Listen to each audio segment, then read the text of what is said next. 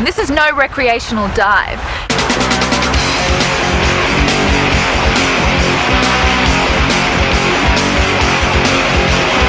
When Christopher Columbus first spotted them, he thought they were mermaids.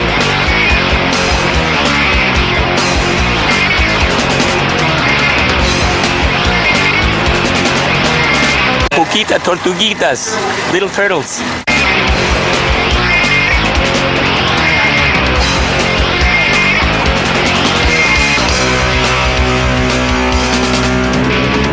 Boom, kicking it.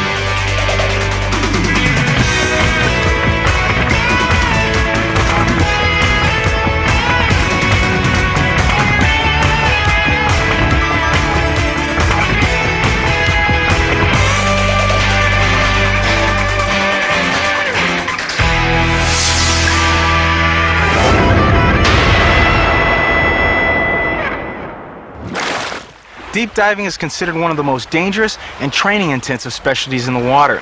To push the envelope, divers need to be completely ready for any problems that may arise. I'm headed to Dahab with Kylie to see just what it takes to get below 70 meters, or 210 feet.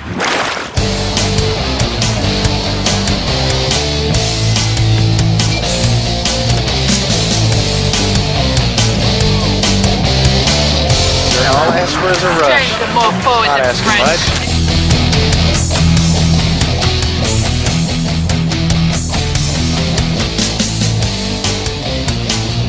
Dahab is the heart of the Sinai Desert. Framed by mountains slicing into the Red Sea, it is considered one of Egypt's premier dive locations. Bedouin tribes still live in the small city, but the laid-back atmosphere has no reflection on the life beneath the sea. Few dive sites in Egypt or the Sinai Peninsula are more spectacular or indeed more dangerous than the Blue Hole. Recently called the world's most dangerous dive, the site combines two of the most difficult environments, an overhead environment and the bottomless blue. And this is no recreational dive. In the last year, the Blue Hole has claimed the lives of 6 divers and over 40 in the last decade, mainly because these have been recreational divers just using recreational equipment. Now, the Blue Hole requires not just technical equipment, but a lot of technical training.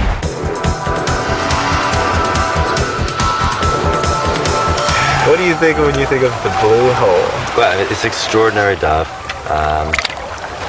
I had some amazing experiences there.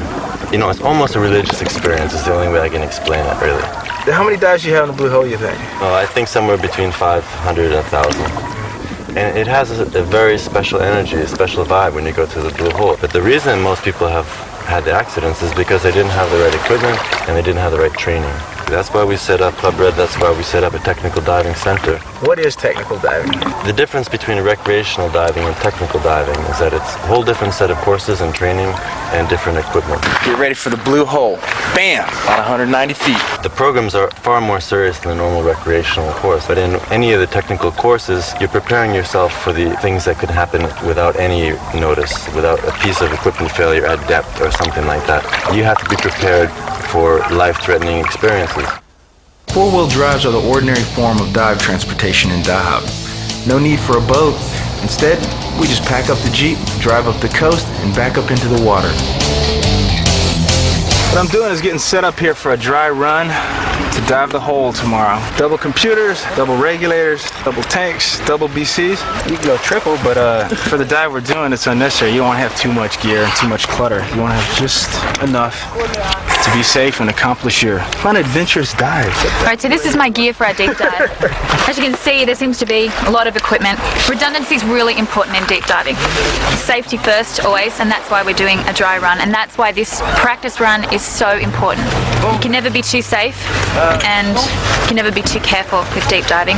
We're going to descend to 5 meters and do a regulator switch, so you get used to it fast. And then we're gonna go to the wall. We're gonna descend to 40 meters. At 40 meters, I'm gonna ask you to do another regulator switch. Go slow. Stay relaxed.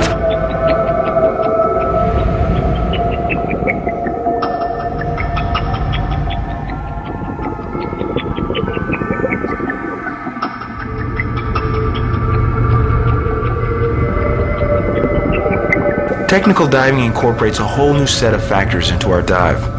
Taking the time and depth into consideration, we need to plan our dive thoroughly and take the necessary steps to ensure that our dive goes safely and smoothly.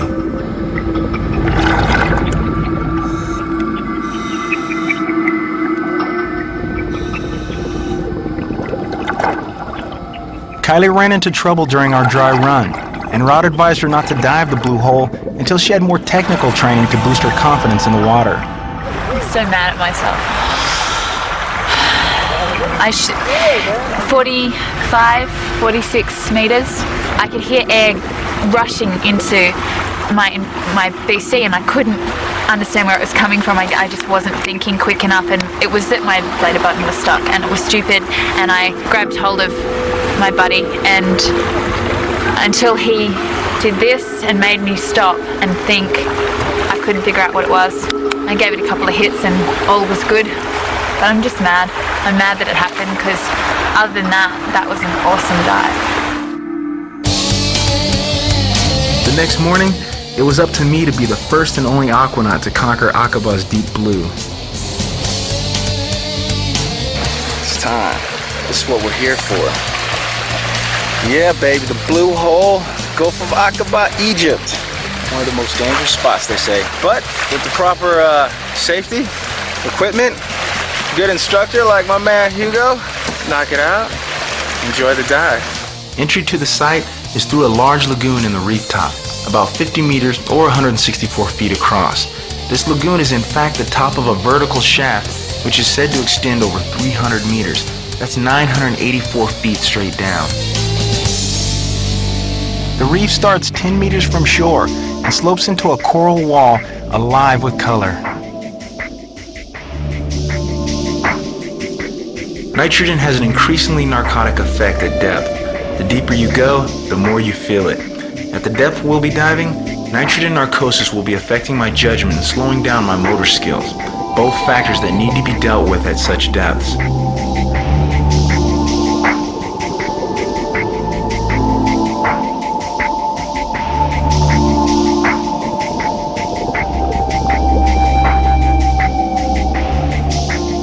Scientists believe blue holes are underground tunnels with collapsed ceilings formed millions of years ago when the sea levels were lower. These incredible deep sinkholes contain very little marine life. This one has an archway at 54 meters which exits into the bottomless blue. The experience for a diver is indescribable.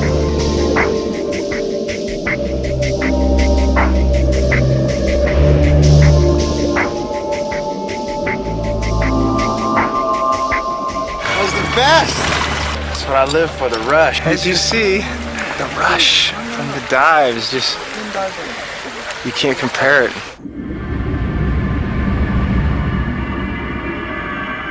The blue hole is certainly one of my most intense dives. The legacy of lost lives gives it an ominous edge and a realization of one's mortality. Combining such extremely dangerous environments and the pressure of using technical equipment gives each diver a sense of self-sufficiency and a rush beyond explanation.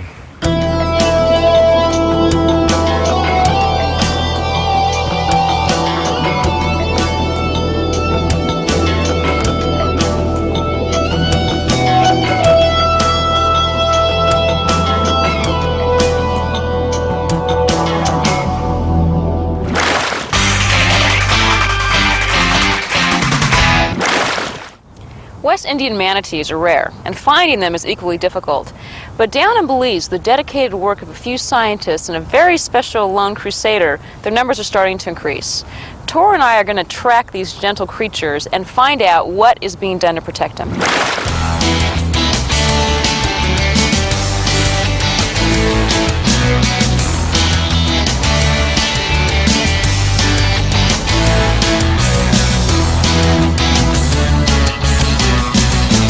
Belize is is home to one of the world's largest populations of manatees. An aerial survey totaled 264 manatees in the lagoons and estuaries around Gales Point, which is an hour south of Belize City on the coast of central Belize.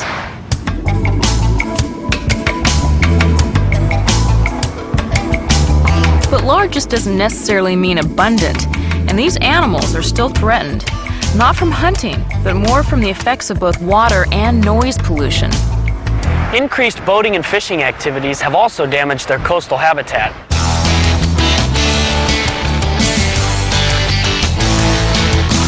Most of Belize's 174 miles or 280 kilometers of coastline is protected by the second largest barrier reef in the world. And this means the waters inside the reef are an ideal haven for marine animals, especially the manatee.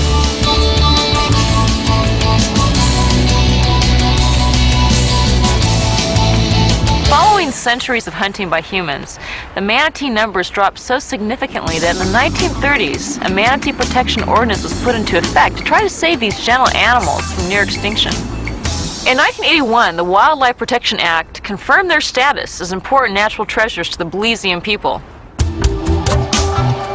The need for ongoing research and the observation of the manatees of Belize may be a time-consuming but vitally important endeavor. Several scientists have spent a great deal of time tracking and tabulating the movements and daily rituals of the resident manatee populations. One of the researchers is Andrea Gill, who has been tagging manatees with radio transmitters in the southern lagoon off Gales Point. We use a really huge net, and we just capture them using the net, and we beach them, just take them right into the shallow water, and we attach the tag to the manatee itself. The tag looks like a belt that goes around the base of the tail with a white tether, and at the end of that, the actual tag itself is attached. We need basically a crew of about 15 people when we go out to capture them. Are they resistant at first? Are they pretty docile about it? They resist when they're in the net itself, but basically once we have them on the beach, they put up very little Fins resistance. up, give me a scratch on the belly while you're at it. Someone once described the manatees as overstuffed seagoing sofas with movable manhole covers for tails. And when Christopher Columbus first spotted them, he thought they were mermaids, although he added they were not as beautiful as they were painted. Manatees have features that include a torpedo-shaped body, front limbs that resemble a paddle, and a tail that acts like a horizontal rudder.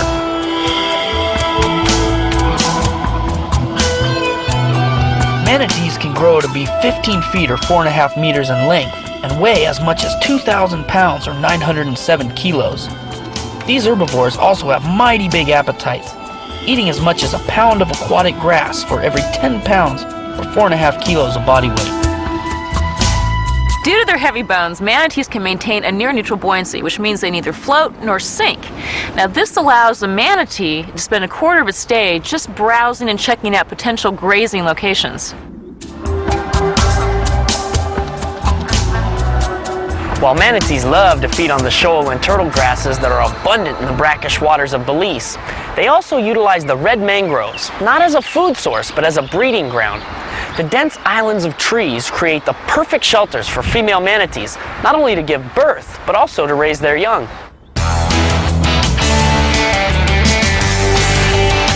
What I find fascinating about Belize is how the community gets involved with conservation and preservation.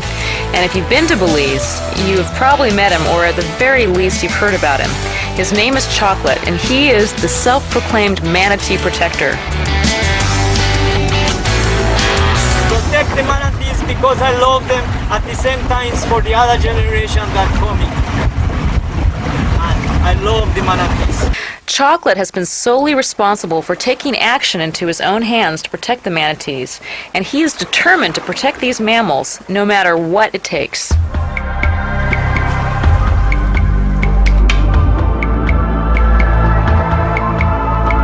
Chocolate's way of thinking is one of minimal impact. The more human impact, the more stress on that animal.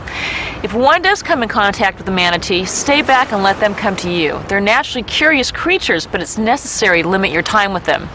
So Tor and I are going to get into the water and see if we can spot any manatees.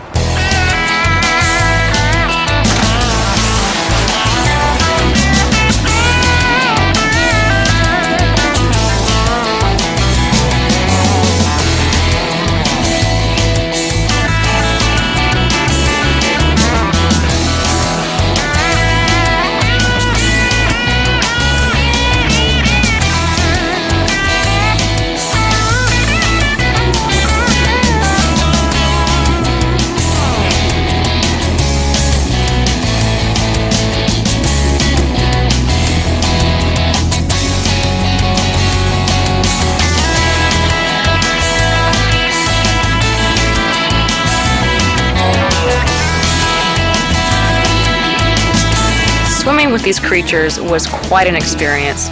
Both Tor and I realized after our dive that these gentle animals are mostly under threat by man, often at the hands of boat propellers and their shrinking marine habitat. The scientific work of the researchers and the stand taken by people like Chocolate is certainly a step in the right direction. Let's just hope it's in time to preserve these lovable sea cows.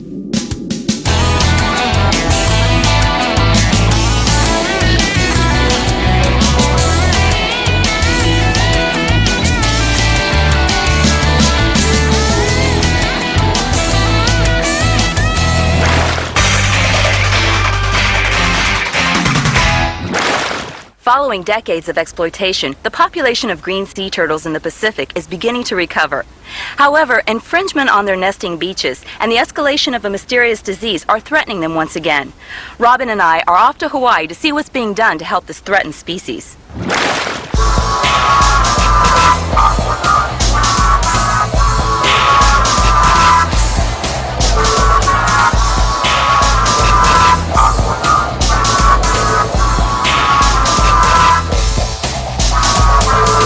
The Hawaiian archipelago is composed of 132 islands spanning a distance of 1,500 miles or 2,500 kilometers. The warm waters and sandy beaches make this remote landmass perfect for sea turtles.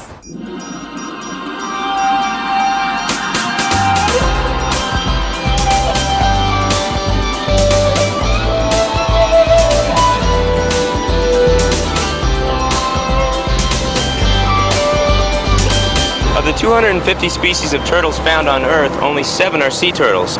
3 of those are found in Hawaii: the hawksbill, the leatherback, and the green turtle, or honu in Hawaiian. The honu are the most common. Some estimates say that there are 200,000 females worldwide. Before they became protected in 1976, they were hunted ruthlessly for their shells, their meat, and their skins. Now in some areas, the human and turtle populations share the same space. Maalaea Harbor on the Hawaiian island of Maui has an arc of sand where sea turtles nest, as well as a coral reef that many turtles call home. But a planned expansion of the harbor could put all this in jeopardy. This is Hannah Bernard. She's a marine biologist here on the island of Maui, and she's done a lot of work with the green sea turtles. Maalaea Harbor expansion would bump out the harbor into an area that's currently green sea turtle resting habitat, and then we don't know where these turtles will go. While the debate rages on land, the sea turtles go about their daily business in the water. We're getting ready to go on a dive at a Hihi Canal. It's a marine reserve, and there's a bunch of green turtles just offshore. A whole bunch of green turtles, and they're all big. We can't touch them, we can't feel them, we can't ride them, but we can definitely see them.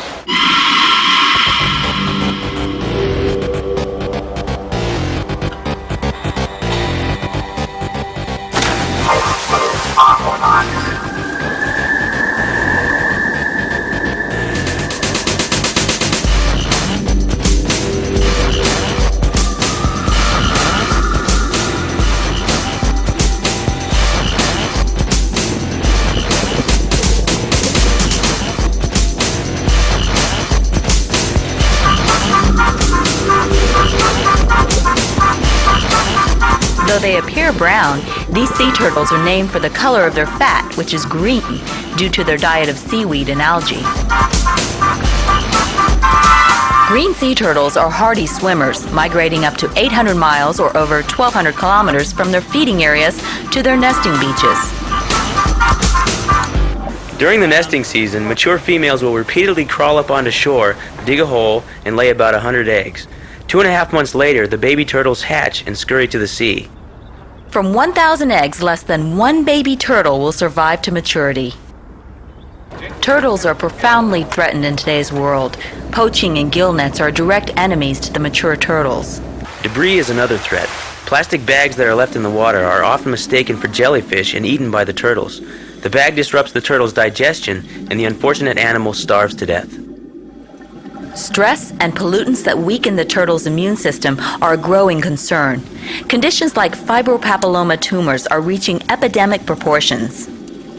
In a person, a papilloma tumor is benign, like a wart, but in the body of a turtle, it's devastating. The fibropapillomas affect all soft tissue on the turtle's body. The tumors appear as a speckling of salt and pepper colors around the neck and eyes. Within a year, they become large and lobe-shaped. The tumors almost always grow, weakening the turtle until it dies. Can the turtles adapt to this change? Well, that is a good question. We're experiencing the greatest extinction crisis since the fall of the dinosaurs, and the turtles' ancestors did survive the extinction crisis. But I don't know if they can adapt to us. I don't know if they can survive all of the things that we're doing to their habitat. But there are some reasons to be hopeful. Here at Hawaii's Sea Life Park on the island of Oahu, a turtle breeding program was started in 1978. Since then, over 3,000 turtles hatched. This guy, he's about 9 months old. Poquita tortuguitas, little turtles. So I understand that a really valuable part of this program is that the turtles don't have any papillomas. That's right. Our animals are isolated from the natural population out there. We need to keep our animals fibropapilloma free. That's really important in conservation efforts, that if you have an isolated population without a disease, if something goes wrong in the outside population, you know that these guys will be all healthy. Sea Life Park has a unique program where there's actually a healthy, active breeding population, and a certain number of the hatchlings every year are sent to other aquariums for educational purposes. When they reach a certain age, they're sent back here, tagged, and released into the wild. You know, I was actually thinking about the green sea turtles, and it's incredible how long they've been around. It sure is.